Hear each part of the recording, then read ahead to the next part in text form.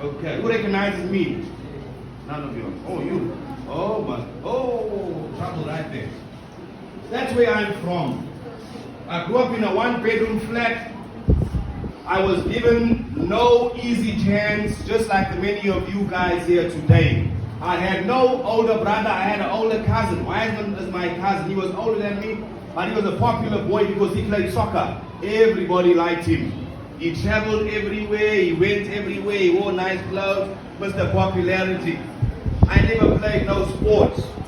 So I was Mr. Naughty. I got onto drugs. I got onto alcohol. While I was a little boy, before I became a teenager, I was drinking and I was smoking. Not just cigarettes or daga, but I was smoking hardcore drugs back in the day. Myself and many friends like me from the same background, same problem. Our problem in the community was we never have role models. Do you know what a role model is? Who can tell me?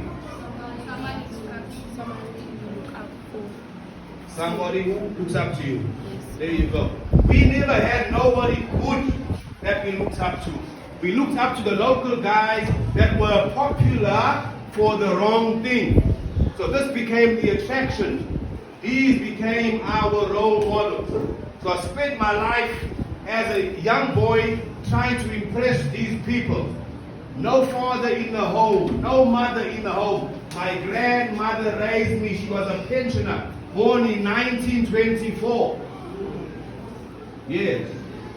So can you picture an old person on a government grant? Back then I think was 400 rand a month. Picture that old person trying to control a hot-headed, high-energy, drug-fueled young person. Is that possible? No, it's not. So I had 0% chances of success. And what made it worse was I had other boys like me doing the same thing. What's the saying? Birds of a feather flock together. There you go. The blind was leading the blind. Absolutely no chance given to myself. But the one thing, my grandmother says, Johnny, you go to school every single day. And I'm telling you, I'd go to school. And at school, even though I never had a father at home, I had father figures there. I had teachers like Mr. Stephanus and many other, Mr. Steven and many other guys who were on my case, telling me, Johnny, that's not the right thing to do, my boy. Do such and such. This is bad behavior. Repeat after me. Follow what I do. And these men inspired me. And even though I was rebelling at school, even though I was naughty at school, these men, they sowed seeds inside of me. Now, I don't know if you guys know about farming, but when you sow a seed, can you see it immediately? No. You gotta water it and sunshine. And watch it. It takes time. And what they were doing every day of school became a seed sowing mission. It was seeds being sown into my life. As time went by, I met the Lord Jesus. Who goes to church in this place? Alright. Somebody preached to me and I became a Christian. And my life changed. But you see, I needed the tools, not the spiritual change. I needed the practical tools to change myself from being poor and being broke, from being unemployable. There's a word called being unemployable, which means that when you step out of school, you still can't walk into a job. So I needed the tools to make me employable, to make me handsome, so I am marriable. Does that make sense to you? Yes. I had to clean up my act.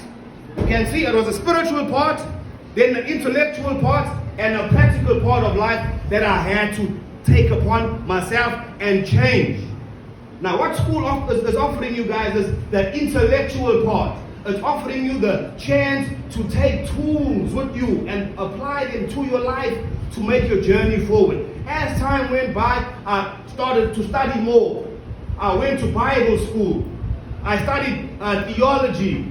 I studied recently celebrancy, chaplaincy, all of these things I studied, and I'm in Australia today. I'm married, I think over 10 years, or just at 10 years. I work in a school, and I inspire young people just like yourself with the same story I'm telling you today. In order for me to be a success in Australia, I had to take with me not just my pretty face, not just my beautiful name. Think about it, Johnny, what a nice name. More than my name, I had to take with myself skills. So when I'm in that foreign land, I can contribute to the economy of the land, so I can change my life and have the car of my dreams, the house of my dreams, the wedding of my dreams, the clothes of my dreams. Does that make sense to you? What is Johnny saying to you today? What I'm saying to you today is today can be a complete transformation in your life. It could be a crossroad to turn you in the right direction. And even though it may not be perfect today, it could be a seed for the future. When you do that homework, I know it sounds dumb and boring, but when you do that homework, when you pass that test, when you pass the examination, when you attend those classes, when you take heed to the educators and what they're telling you, when you apply those disciplines, putting your cell phone off when it's time to study, going to bed early, when you do those small things, you can transform yourself to a completely different person. People see me today like, Johnny, were you ever poor? They got no clue. I was broke. Not a penny in my pocket. But these small steps changed me and made me the man that I am today. Boys, I'm telling you now, you can be out popular, you can be out gangster out there, but if you are rotten, raggedy, boy, you're not going to get that girl. In order to get that girl and get that life, clean up your act. Young lady, you can be the prettiest thing that walks upon planet Earth. You could be Miss Wentworth herself. But if you got nothing in between those ears, nothing there, all you'll be is just another pretty face.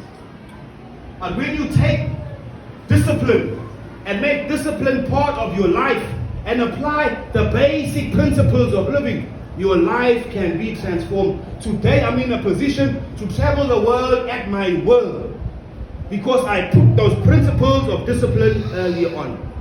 Today I'm at liberty to walk, and I'm not boasting. I can go to the bank and I'm confident that when I walk out this place, I can have a new house that I want. Because I put in those basics. You don't need to start off okay. No father, no mother, a grandmother who died when I was still a teenager. What are those prospects? Statistically impossible. I'm supposed to be in Westville prison. But you can change your life by applying those disciplines. Guess what it took? 10 of us walking together, my 9 friends went that way. I said, no guys, I'm going that way. In other words, you've got to go against the grain. Stop being Mr. Popularity or Miss Popularity. Like me on Facebook, like me on WhatsApp, like me on Instagram, doing all the wrong thing. No, sir. Give yourself these years while you're in this place.